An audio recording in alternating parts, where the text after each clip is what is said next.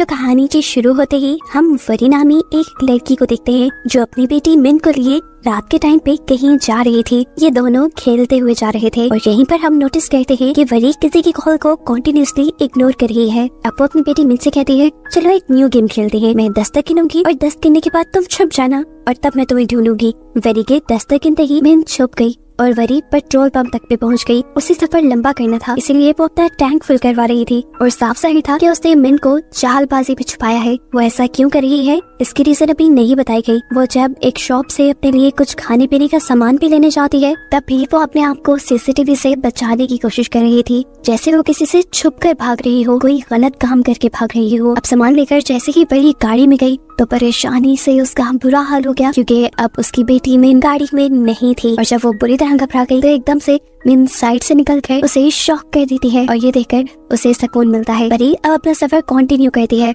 Worry बहुत ज्यादा लंबी ड्राइव कर चुकी थी, अब तो उसे नींद भी आ रही थी। इसी के चलते वो एक बुरे ट्रक से होने वाले एक्सीडेंट से भी बची, जिसके बाद उसने फैसला किया कि वो गाड़ी को साइड पे लगाकर थोड़ी देर सो जाएगी और फिर उठ के सफर कंटिन्यू करेगी। सुबह उसकी आँख गाड़ी की विंडो पर होने वाली नॉक से खुली और अपने पास पुलिस को देखकर वो इस तरह घबरा गई जैसे पुलिस उसे पकड़ने आई हो, लेकिन ऐसा कुछ नहीं था। पुलिस ने उसे कहा, आपको यहाँ से चले जाना चाहिए, ये इलाका सेफ नहीं, यहाँ पर डाकू आते हैं। आपकी किस्मत अच्छी थी कि आपके साथ ऐसा कुछ नहीं हुआ। पुलिस की बात मानते हुए वो वहाँ से चली जाती है, लेकिन जाते हुए उसने इस चीज का जरूर ख्याल रखा कि पुलिस वाला ना उसका पीछा कर रहा था ना उस पर नजर रखे हुए था। फाइनली अब वो अपनी मॉम के घर पहुँच गयी जो एक वीरान सुनसान इलाके में था, जहाँ आकर वरी मिन को लिए अपने रूम में चली जाती है जहाँ वो बचपन में रहा करती थी। वरी दिखाती है कि उसकी मॉम ने उसकी हाइट नापने के लिए यहाँ पर एक मार्क लगाया हुआ था। मिन भी जब उस मार्क के ऊपर खड़ी हुई तो वो भी उतने ही कद की थी। जिसके बाद ये लोग अपने कामों पे लग गए और यहाँ सीक्रेटली हमें दिखाया गया कि वरी के बैग में एक रिवॉल्वर भी है। अचानक उनके दरवाजे पे होने वाली नॉक वरी को चौंका देती है और वो बड़े ही डरते हुए दरवाजे पर चेक करने के लिए जाती है। जाने से पहले उसने मुझसे कहा था कि तुम पर्दे बिल्कुल नहीं हिलाओगी। उसने गेट खोला तो सामने इस घर के केयर टेकर थे। ये देखकर उसे सांस में सांस आई। इनका नाम वनीत था और ये बचपन से ही वेरी के घर की हिफाजत किया करते थे। ये वेरी की मॉम की ड्राइवर थे। अभी भी वेरी ने इनसे कुछ अपने काम की चीजें मंगवाई थी, जिसके बाद ये आदमी उससे कहकर जाता है, इसके अलावा अगर आपको किसी भी चीज की जरूरत हो तो मेरा घर पास में ही है, मुझे बुला लीजिएगा। ये बात कहकर वो जाने वाले थे कि अचानक उन्होंने वरी के रूम के पर्दे हिलते हुए देखे और ये चीज वरी ने भी नोटिस कर ली। उनके जाने के बाद वो फौरन कमरे में आई और मिन को डांटने लगी, मेरे मना करने के बावजूद भी तुमने पर्दे क्यों खोले? लेकिन मिन मना कर रही थी। उसने कहा, मैंने ये पर्दे नहीं खोले, मैं झूठ नहीं बोल रही मॉम। लेकिन वरी को उसकी किसी बात पे यकीन नहीं था, क्योंकि अगर मिन ने पर्दे नहीं खोले तो फिर किसने खोले? ये सब करने के बाद वरी अपना सामान सेट करती है, जहाँ उसके सामान में हमें बहुत सारा कैश भी दिखाई देता है, जिसे वो छुपा कर वॉशरूम में चली जाती है। और जब वो मुँह हाथ धो रही थी तो उसे ऐसा फील हुआ जैसे उसके कंधे पर किसी ने हाथ रखा हो, लेकिन उसके पीछे कोई नहीं था। इसलिए उसे लगा कि शायद ही उसका वहम होगा। खाना खाने के बाद वरी और मिन टीवी देखने के लिए बैठ जाते हैं, लेकिन टीवी के ऑन होते ही उन्हें टीवी के अंदर एक अजीब और गरीब सा साया दिखाई देता है, जिसे देखते ही मिन डर जाती है और टीवी भी फौरन बंद हो जाता है। मौसम भी अचानक ही खराब हो गया। वरी को भी अब हल्का सा डर लगा था, लेकिन वो मिन को ये सब शो नहीं कर सकती थी, इसलिए वो मिन को लिए सोने चली जाती है। रूम में जाने से पहले इन्हें वहाँ पर एक लॉक कमरा दिखाई देता है, जिसके बारे में विन जब वरी से पूछते हैं कि इसके अंदर क्या है तो वरी जवाब में कहती है, इसके बारे में तो मुझे भी कुछ नहीं पता, क्योंकि आज तक मैं इस कमरे में गई ही नहीं। खैर अब अगला दिन हो जाता है। वरी और मिन जब खाना खा रहे थे तो एकदम से दोबारा उनके घर की लाइट फ्लिकर होने लगी और इसी टाइम पर मिन को वरी के पीछे एक बहुत ही खतरनाक भूत दिखाई दिया, जिसे देखकर वो चिल्ला दी। वरी को लगा कि शायद मिन अंधेरे से डर रही है और फिर उसे याद आया कि उसके घर पर तो जनरेटर भी है। वो मिन को लिए जनरेटर ऑन करने के लिए चली गई, जहाँ जाने पर उसने देखा कि वो जनरेटर बहुत बड़ा था। ये जनरेटर तो किसी मिल को बिजली सप्लाई करने वाला लगता था। इतने सालों बाद भी एक बटन चलाने पर ये जनरेटर ऑन हो जाता है और घर में लाइट वापस आ जाती है। अब रात बहुत अच्छे से गुजरी। अगली सुबह उठकर मिन और वरी खेलने लग जाते हैं। वो लोग छुपने वाली गेम खेल रहे थे। वरी बेड के नीचे छुप जाती है और मिन को उसे ढूंढना था। जिस रूम में वरी छुपी हुई थी उसी रूम में मिन भी आई, लेकिन बेड के नीचे चेक किए बगैर वो चली गई। ऐसे में वरी उसे सरप्राइज देने के लिए बेड के नीचे से निकलकर उसके पीछे गई तो उसने देखा कि मिन खेलना छोड़कर ड्राइंग करने चली गई है। मिन ने इस टाइम मास्क पहना था, ये उसके पास कहाँ से आया था? वरी ने सोचा ही नहीं। अभी वो मिन को देख रही थी कि एकदम से मिन ने ही आकर उसे पकड़ लिया और वरी होश में आई। उसने देखा कि मिन तो उसके पास खड़ी थी, सामने चेयर पे जो मिन बैठी थी आखिर वो कौन थी? क्या उसका वहम था वो मास्क पहनी हुई मिन? क्या सच में ही कोई आत्मा उनके इस घर में रहती थी? वरी इन चीजों को अपने सर पे सवार नहीं करती, लेकिन रात में इनके साथ दोबारा ऐसा ही खतरनाक वाकया होता है। मिन को एक खौफनाक दिखने वाली भूत डराती है, जिससे मिन इतना ज्यादा डर चुकी थी कि अब वो इस घर में रहना भी नहीं चाहती थी। वो सोल या जो कुछ भी इस घर में था वो ज्यादा मिन को ही तंग कर रहा था। वरी भी उसे देखकर परेशान हो गई, क्योंकि मिन हर हाल में ये घर छोड़ना चाहती थी। बड़ी मुश्किल से वरी मिन को समझाकर सुलाती है, देखो अब हम आपके डैड के घर नहीं जा सकते, वो घर हमारा नहीं रहा, हमारे पास सिर्फ एक ही घर है और हमें इसी में रहना होगा। अब जब सुबह हुई तो दोबारा हम वरी को मिन के साथ खेलते हुए देखते हैं और इस टाइम पर वरी को दोबारा मास्क पहनी हुई वही छोटी लड़की दिखाई देती है। वरी को लगा कि ये बाहर से आई होगी। वरी जब उसे चेक करने के लिए गई तो वो लड़की आगे आगे भागने लग गई। वरी ने भी काफी उसका पीछा किया और फिर वो लड़की गायब हो गई। इस टाइम वरी बुरी तरह कंफ्यूज हो चुकी थी कि आखिर वो लड़की है कौन। अभी वो यही सोच रही थी कि उसे ऊपर मिन की चिल्लाने की आवाज़ें आई। सब कुछ छोड़ छाड़ कर वो भाग कर मिन के कमरे में गई। पहले तो दरवाजा ही नहीं खुला और जब उसने जोर लगाकर दरवाजा खोला तो अंदर मिन के कमरे का पूरा फर्नीचर हवा में लटका हुआ था। वरी भी बुरी तरह घबरा गई। उसे मिन कमरे में कहीं नजर नहीं आई, क्योंकि मिन तो उस भूत से डरते हुए अलमारी में जा छुपी थी। ये बात अभी वरी को नहीं पता थी। एकदम से अलमारी के दरवाजे भी बंद हो जाते हैं और कमरे का सारा सामान धड़ाम से नीचे गिर जाता है। वरी जोर जोर से मिन मिन कहकर चिल्लाती है, लेकिन मिन कहीं नहीं थी। उसने हर जगह चेक किया, अलमारी भी खोलकर चेक की, लेकिन मिन उसे कहीं नहीं मिली। उसने पूरा घर छान मारा। वो टॉर्च लेकर जंगल में भी गई, लेकिन मिन जब उसे कहीं नहीं मिली तो फिर थक हार कर उसने पुलिस में रिपोर्ट करवाने का सोचा। इंस्पेक्टर अब वरी की कंप्लेंट करने पर आ जाती है। घर में आते ही उसने जो सबसे पहले नोटिस किया वो वरी के मुंह के निशान थे।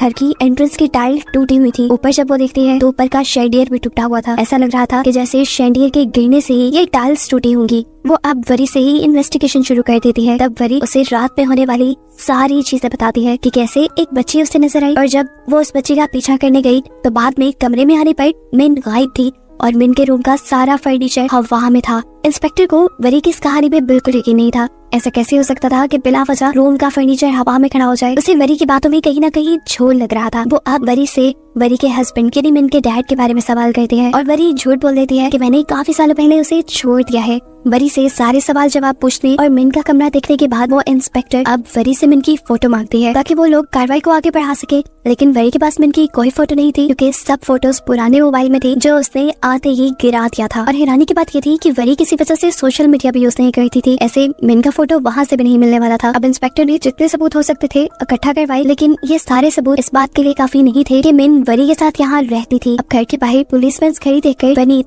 यानी इस घर का केयर टेकर यहाँ आ जाता है, जिससे भी जब पुलिस मिन के बारे में सवाल करती है तो वो पुलिस को बताता है, नहीं वरी मैम तो यहाँ पर अकेले आई थी। वरी कहती है, नहीं नहीं वनीत अंकल याद करी, उस दिन जब आपने ऊपर देखा था एकदम से पर्दे हटे थे ना, ऊपर मिन ही थी, लेकिन क्योंकि वो मिन को किसी के सामने नहीं लाई थी इसलिए किसी को यकीन नहीं हो रहा था कि मिन उसके साथ यहाँ थी। अब पुलिस को लगने लगा था कि वरी को कोई साइकोलॉजिकल इशू है, जिसकी वजह से उसे लग रहा है कि उसकी बेटी उसके साथ ही है। यहाँ तक कि पुलिस को तो ये भी शक होता है शायद वरी की कोई बेटी ही ना हो।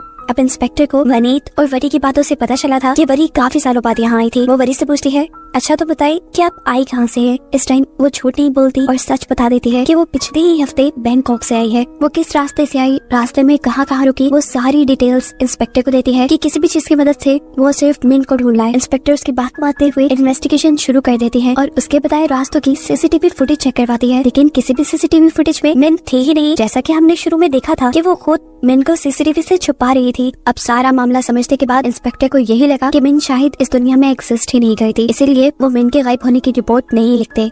एक रात तो वरी भी खामोश हो गई, लेकिन फिर उससे रहा नहीं गया। परेशानी में पागल हुए पुलिस स्टेशन जाकर उससे सब कुछ साफ साफ बता दिया कि मैं झूठ नहीं बोल रही, मेरी एक बेटी है और मैं उसे एक ही हफ्ता पहले बैंकॉक से लेकर आई हूँ, बहुत मुश्किल से अपने हस्बैंड से बचाकर। मेरे हस्बैंड मुझे मारते थे, इसी वजह से मैं छुपकर यहाँ आ गई। उसने अब ये भी सच बता दिया था कि आने से पहले उसने अपने हस्बैंड पर जानलेवा हमला किया था। अपने हस्बैंड पर उसने गोली चलाई थी और ये बताते हुए वो रो पड़ी, क्योंकि अब वो भी मुलजिम थी, पुलिस उसके ऊपर भी केस बना सकती थी। यहाँ पर वरी पुलिस से भी कहती है, मुझे शक है कि मेरे हस्बैंड ने ही मिन को कहीं गायब किया होगा, वो बहुत पावरफुल है, वो जर्नल है। पुलिस वालों को इंसिस्ट करने पर वरी अब अपने हस्बैंड को कॉल मिलाती है और गुस्से में उसे डांटने लग जाती है कि मैं जानती हूँ तुमने ही मिन को किडनैप करवाया है, अगर तुम्हें पता है मेरी बेटी के बारे में तो मुझे बता दो। लेकिन जवाब में उसका हस्बैंड कहता है, पागल तो नहीं हो गई, मैं तो ये भी नहीं जानती कि तुम भाग कर गई कहाँ पर, मैं मिन को कहाँ से किडनैप करवाऊंगा और क्या हुआ है मेरी बेटी को। ऐसे बहसबाजी देखने पर इंस्पेक्टर ने वरी के हाथ से फोन ले लिया और खुद वरी के हस्बैंड से बात करने लगी। उसको सारा मामला बताया कि कैसे वरी गायब हुई है। इंस्पेक्टर उसके डैड से कुछ फोटोज मंगवाते हैं मिन की और अब फाइनली रिपोर्ट फाइल होकर मिन को ढूंढने की कार्रवाई शुरू हो जाती है। वरी के अंकल वनी, पुलिस इंस्पेक्टर, बहुत सारी पुलिस फोर्स और गाँव वालों के साथ वरी खुद जंगल के अंदर जाते हैं, लेकिन घंटों की छानबीन करने के बावजूद उन्हें मिन वहाँ कहीं नहीं मिलती। थका कर इंस्पेक्टर वरी को लेकर वापस आने लगते हैं। अब बारिश भी हो रही थी। इंस्पेक्टर का बारिश में भीगना बिल्कुल भी सेफ नहीं था, इसीलिए वो लोग वरी के घर पे आ गए। अब इस घर में आने पर इंस्पेक्टर को वो रूम नजर आता है जिसके ऊपर ताला लगा हुआ था। इंस्पेक्टर इस रूम के बारे में पूछते हैं तो वरी वही जवाब देती है कि ये रूम कई सालों से बंद है, इसे तो मैंने भी कभी नहीं देखा। इसके अलावा मैंने सारे कमरे 10 बार चेक किए हैं, लेकिन मिन कहीं नहीं है। पुलिस इंस्पेक्टर उसकी बातों पे ज्यादा ध्यान ना देते हुए इस कमरे के ताले को तोड़ती है, क्योंकि इसकी चाबी उनके पास नहीं थी। इसको खोलते ही पुलिस इंस्पेक्टर तो क्या, वरी भी हैरान परेशान रह गई। ये दरवाजा एक सीक्रेट बेसमेंट तक जाता था। ये लोग दबे पांव उस बेसमेंट के अंदर जाने लगते हैं, इस चीज से अनजान कि वो रूह जो इन सबको तंग कर रही है वो इस वक्त ठीक इन दोनों के पीछे है, जिसे मूवी में दिखाया भी जाता है। इस बेसमेंट के अंदर बहुत सारी मशीनरी लगी हुई थी और एक कैबिन भी बना हुआ था कांच का, जिसे देखकर इंस्पेक्टर तो समझ गई कि ये किसी किस्म की लैब है और यहाँ पर एक्सपेरिमेंट्स होते रहे हैं। लेकिन वरी सच में इन चीजों के बारे में नहीं जानती थी। मिरर के कैबिन के ठीक ऊपर ब्लैक कलर का गोल सर्कल बना हुआ था, जैसे किसी चीज के जलने की वजह से बना हो, लेकिन शॉर्ट सर्किट की वजह से इतना प्रॉपर गोल सर्कल बनना पॉसिबल नहीं था। ये लोग जब चेक करते हैं तो इसी बेसमेंट के ठीक ऊपर वाले रूम में फ्लोर पर भी ऐसा ही सर्कल था, और इससे ऊपर जो रूम था वरी का, वहाँ के फ्लोर पे भी सेम ऐसा ही ब्लैक सर्कल था, और ऊपर वाले होल के ऊपर वही अलमारी थी जिसके अंदर से मिन गायब हुई थी। इन चीजों को देख और सुनकर तो फोरेंसिक वाले भी बहुत हैरान थे। बहुत सी कोशिशों के बावजूद भी इन लोगों को मिन कहीं नहीं मिलती, और नाचार इंस्पेक्टर को वरी को ये कहना पड़ता है कि उन्हें मिन कहीं नहीं मिली और ना ही मिन के मिलने की उन्हें कोई उम्मीद है। उदास परेशान वरी उन्हें कुछ भी ना कह सकी और अपने घर रुक गई। इंस्पेक्टर वगैरह सब चले गए और रात भी हो गई।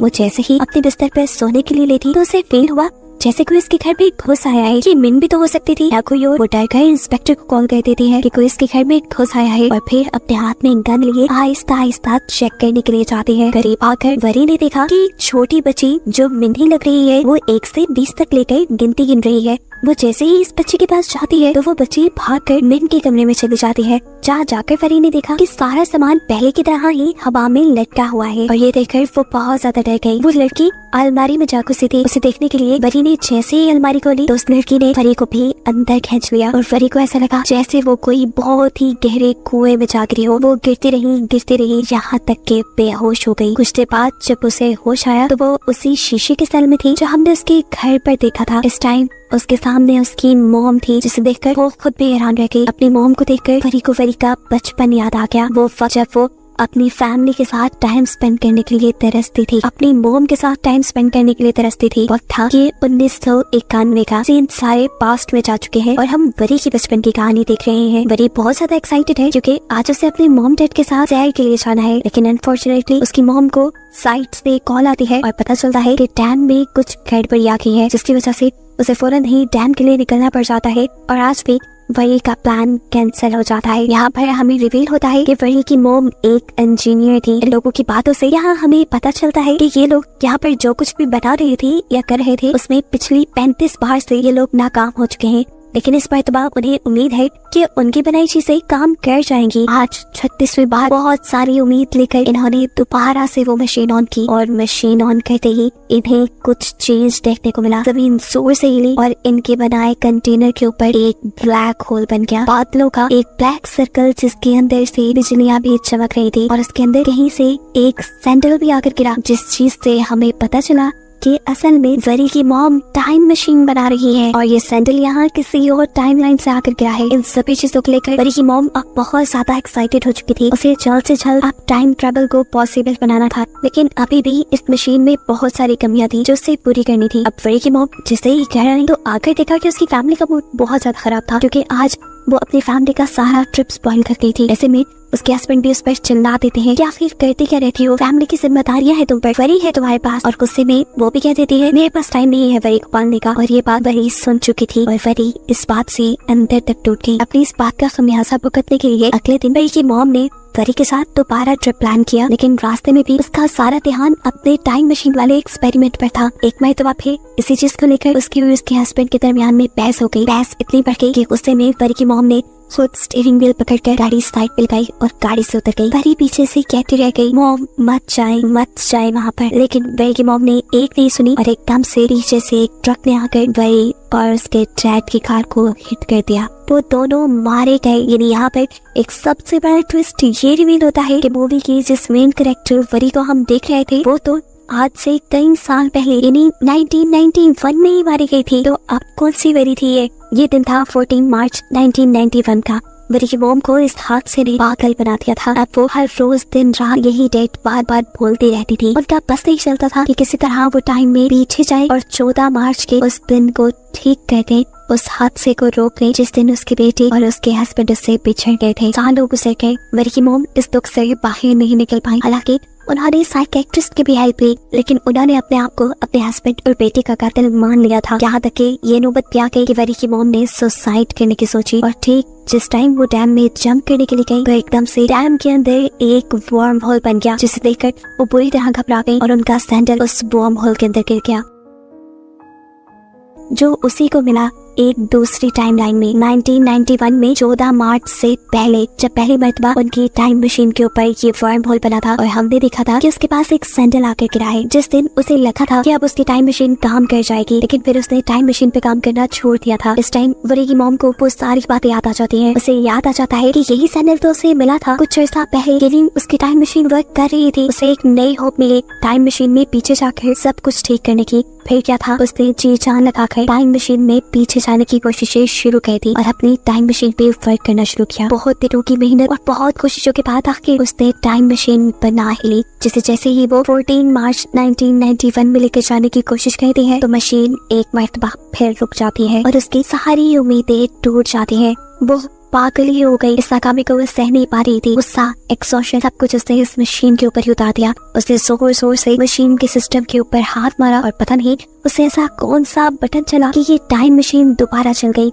मिरर कैबिन के ऊपर एक और मर्तबा ब्लैक होल बना और उस कैबिन के अंदर मिन आ गिरी। यानी साफ मतलब था उस दिन मिन जब गायब हुई थी तो उसे किसी जिन ने गायब नहीं किया था, बल्कि उस कबर्ड के अंदर एक वर्म होल बन गया था जिससे 2024 की टाइमलाइन को इस टाइमलाइन से यानी 1991 वाली टाइमलाइन से ला मिलाया था। ये तो बहुत ज्यादा वरी जैसे ही दिख रही थी। वरी की मॉम को ये लगने लगा कि वरी ना सही तो ये बच्ची ही सही, उसकी आखिरी दिनों का सहारा। इस बच्ची यानी मिन को उठाकर वो बेडरूम में गई। मिन सोती रही और जब उसे जाग आई तो उसे ये महसूस ही नहीं हुआ कि वो कहीं और आ गई है, क्योंकि घर तो ये बिल्कुल पहले जैसा ही था। अब उसने पूरे घर में अपनी मॉम को यानी वरी को ढूंढना शुरू किया, लेकिन वरी कहीं नहीं मिल रही थी। उसने जोर से वरी को आवाज़ें दी, लेकिन वरी के ना मिलने पर वो रोने लगी। यहाँ देखने को मिलता है कि वरी की मॉम उसे चुप करवाती है, उसे प्यार करती है, ऐसे जैसे उन्होंने वरी को भी नहीं करवाया था। अब वो अपनी पुरानी गलतियां नहीं दोहराना चाहती थी, वो उसे इग्नोर बिल्कुल नहीं करने वाली थी। यहाँ पर हमें वनीत को भी दिखाया जाता है, यानी वही आदमी जिसे हमने कहानी के शुरू में वरी के साथ भी देखा है। ये वरी की मॉम की ड्राइवर थे।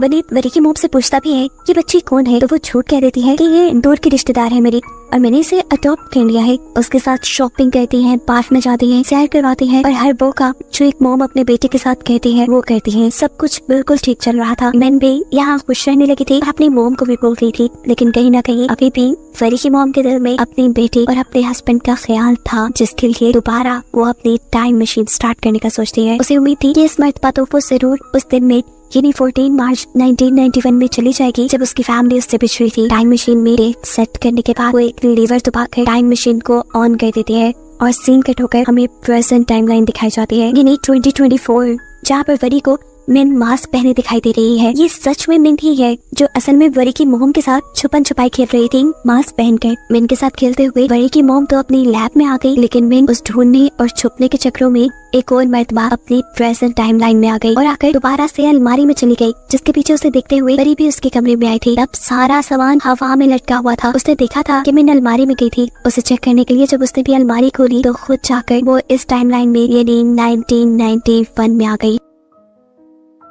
और सीन कट होकर हमें वहीं से दिखाया जाता है जहाँ पर इस ग्लास बॉक्स के अंदर वरी को होश आया है और वो अपनी मॉम को देखकर शौक है। उसे खुशी है, परेशानी है, कुछ समझ नहीं आ रही, लेकिन वो मॉम कह रही है और इस चीज से वरी की मॉम बहुत ज्यादा परेशान है, क्योंकि उसने कभी इस लड़की को ना तो देखा है ना ही वो इसको जानती है। फिर वो लड़की उसे मॉम क्यों कह रही है? वरी को ये लग रहा था कि वो मरकर आफ्टर वर्ल्ड में आ गई है जहाँ पर उसकी मॉम भी है और ये उनका रीयूनियन है, यानी वो लोग दोबारा मिल रहे हैं। तभी ही वरी अब अपने पॉकेट से गन निकालती है, जिसे देखकर वरी की मॉम और भी ज्यादा परेशान हो जाती है और उसे गन नीचे रखने के लिए कहती है। जबकि सीन कट होकर हमें प्रेजेंट टाइम में यानी 2024 में दिखाया जाता है कि अब पुलिस इंस्पेक्टर भी वरी के घर आ चुकी थी, जिन्हें घर आने पर अब तो वरी भी नहीं मिली। इन्होंने पूरा घर छान मारा, जंगल देख लिया, हर जगह देख ली, वरी कहीं नहीं थी। घर की तलाशी लेने पर इन्हें बहुत सारा कैश और पिस्टल मिले, जो ये साबित कर रहे थे कि वरी यहाँ से कहीं भागी नहीं बल्कि गायब भी हुई है। अगर वो भागती तो पैसे और चीजें लेकर ही भागती ना। सीन कट होकर दोबारा हम देखते हैं कि 1991 में वरी की मॉम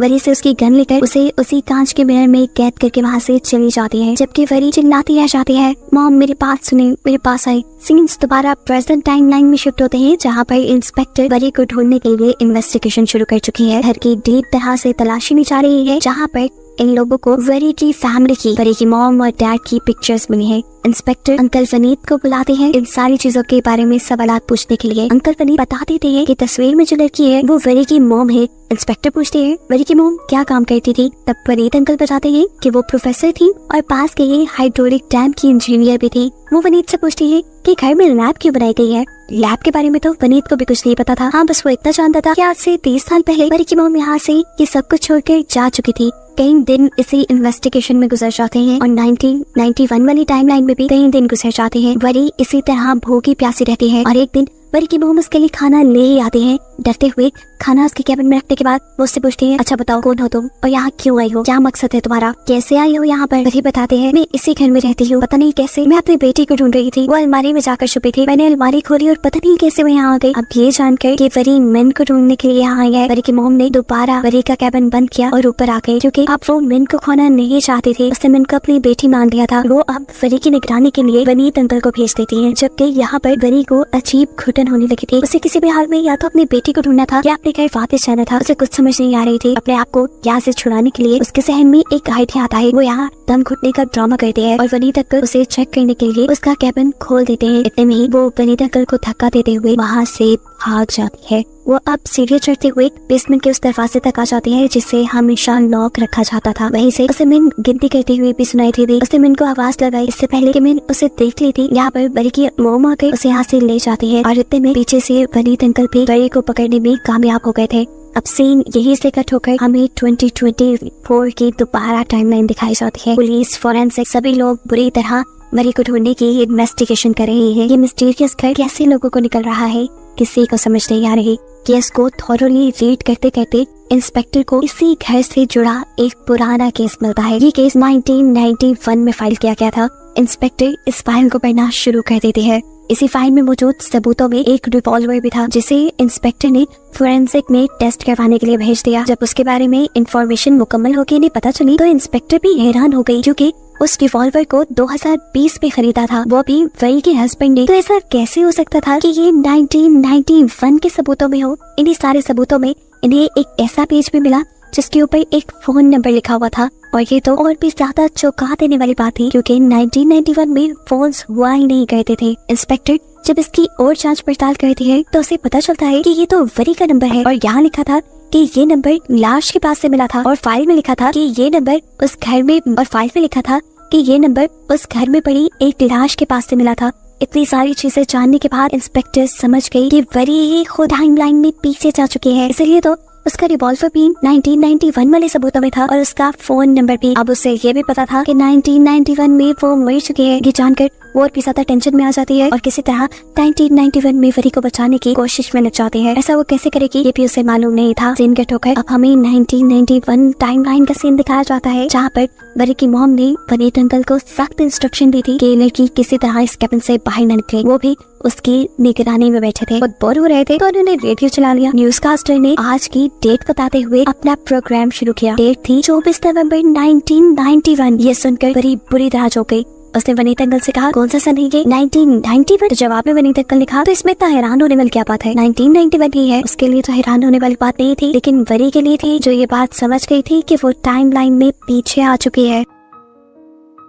ये सारी बात समझते ही अब वो वनीत अंकल को सारा मामला समझाने लगती है। देखिए वनीत अंकल, मैं वही हूँ, आप लोगों की वही। मैं फ्यूचर से आई हूँ और आपकी बहन वो मेरी मॉम है, वो मुझे पहचान नहीं पा रही। मुझे पता है मेरी बेटी भी यही आई होगी, उन्होंने मेरी बेटी मिन को कैद किया हुआ है। उसकी सारी बातें सुनने के बाद वनीत अंकल कहते हैं, चुप भी करो की लड़की, ये देखो ये है हमारी परी जो आज से कई महीनों पहले ही मर चुकी है। अब इसी टाइमलाइन के अंदर यानी 1991 के अंदर हम मिन को देखते हैं जो वरी की मॉम के साथ खाना खा रही थी कि तभी उसे वरी की मॉम के पीछे वो खौफनाक भूत दिखाई दिया। वही भूत जो उसे प्रेजेंट टाइमलाइन में भी दिखाई देता था और तंग करता था। उसे देखकर वो चिल्लाने लगी और सीन कट होकर हमें प्रेजेंट का सीन दिखाया गया। यहाँ पर अब इन्वेस्टिगेशन के लिए वरी के हस्बैंड खुद आ चुके हैं जो कि एक जर्नल भी है। उन्हें वरी और अपनी बेटी मिन का पता चलाना है। इसकी सारी डिटेल्स लेने के बाद ये लड़का उनसे पूछता है कि 1991 में वहाँ जिसकी लाश मिली थी वो लड़की कौन थी। पुलिस इंस्पेक्टर बताते हैं कि ये बात तो आज तक मिस्ट्री ही है। ये सारी बातें सुनने के बाद अब वरी के हस्बैंड वरी के घर चले जाते हैं इन्वेस्टिगेशन करने के लिए और दोबारा से हमें 1991 वाली टाइमलाइन में वरी को दिखाया जाता है। उसे किसी तरह बाहर निकलना था, अपनी मॉम से मिलना था, उन्हें सारी बातें बतानी थी, लेकिन ये वनीत अंकल कुछ करने ही नहीं दे रहे थे। उसकी बातों से पक पक से अब वो तंग आ गए। ये सारी बातों का यकीन दिलाने के लिए वो बार बार बोल बोल के अपनी बातें समझाने की कोशिश करती है, लेकिन वनीत अंकल की बक से तंग आ जाते हैं और उसका कैबिन लॉक करते हुए बेसमेंट से बाहर आकर पहरा देने लगते हैं। और इस टाइम पर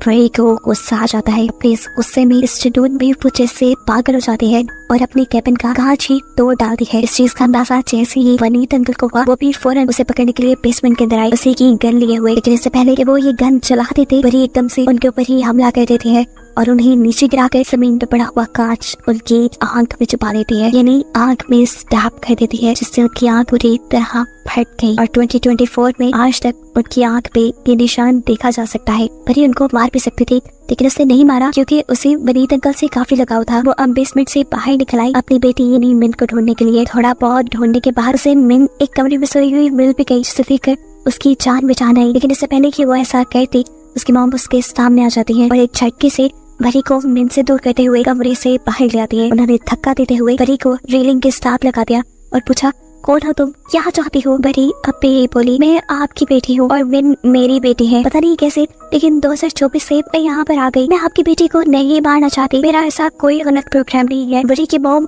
ये सब समझ भी सकती थी। टाइम मशीन तो उसने खुद बताई थी, लेकिन उसे ये डर लग रहा था कि कहीं ये वरी मिन को ले ना जाए, उसकी बेटी उससे छीन ना ले, इसलिए वो उसकी बात नहीं सुनती और उसे रेलिंग से धक्का दे देती है। उसका सर पहले शैंडियर से टकराता है और नीचे गिरने के बाद शैंडियर आकर उसके मुंह में गिर जाता है, जिससे उसकी मौत हो जाती है और उसका चेहरा भी जल जाता है। ऐसे में कोई भी उसे देखकर पहचान नहीं पाया कि ये वरी ही है। यहाँ 2024 की टाइमलाइन में जहाँ इंस्पेक्टर इस सारे केस के ऊपर रिसर्च कर रहे थे, उन्हें भी वरी का जला हुआ चेहरा नजर आ रहा था, इसलिए वो नहीं आए कि ये वरी ही है। लेकिन अब इस इंस्पेक्टर को बहुत कुछ जानने के बाद समझ आ गई थी कि 1991 में जिस लड़की की डेड बॉडी मिली थी, जिसे 1991 में कोई भी आइडेंटिफाई नहीं कर पाया था, किसी ने भी पहचाना नहीं था,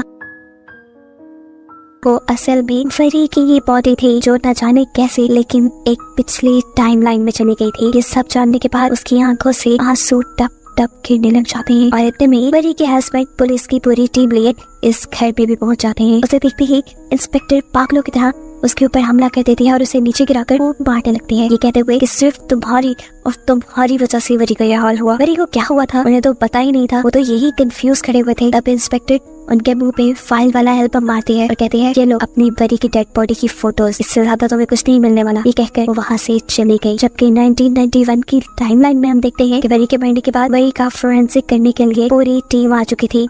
यह हादसा इतना अजीब था कि इसकी वजह से मिन के ऊपर भी काफी असर पड़ा था। वरी की मॉम मिन को लेकर हॉस्पिटल गई तो डॉक्टर्स ने बताया कि मिन की याददाश्त चली गई है और इसके बाद से वरी की मॉम ने मिन का नाम मिन छोड़कर वरी रख दिया, जिसके बाद वो इस छोटी वरी यानी मिन को यहाँ से लेकर ये घर छोड़कर चली गई और वरी की सोल इसी घर में भटकती रही। जिस सोल को इस मूवी में बार बार दिखाया जा रहा था वो और किसी की नहीं थी बल्कि वरी की ही थी, जो अपनी बेटी के लिए यहाँ इस घर में थी, इसलिए वो मिन को ज्यादा नजर आती थी। काफी अर्सा गुजरा और मिन भी बड़ी हो गई, जिसकी शक्ल अब हूबहू वरी जैसी दिखती थी। और फिर कहीं जाकर वरी की मॉम को यकीन हुआ कि उस दिन टाइम मशीन के अंदर जो लड़की आई थी वो और कोई नहीं, यही मिन यही वरी थी। और ऐसा कैसे हो सकता था कि एक वरी टाइम मशीन में भी थी, वो मर भी गई, और एक वरी अब उनके पास भी है। इसी कंफ्यूजन में फंसकर ये प्रोफेसर यानी वरी की मॉम मर जाती है, जिनके मरने के बाद मिन यानी वरी बिल्कुल अकेली हो गई और उसने फिर शादी कर ली। और जब उसकी बेटी हुई तो उसने उसका नाम मिन रखा। काफी अर्सा तक उनकी लाइफ काफी अच्छी रही, लेकिन आहिस्ता आहिस्ता उनकी लाइफ भी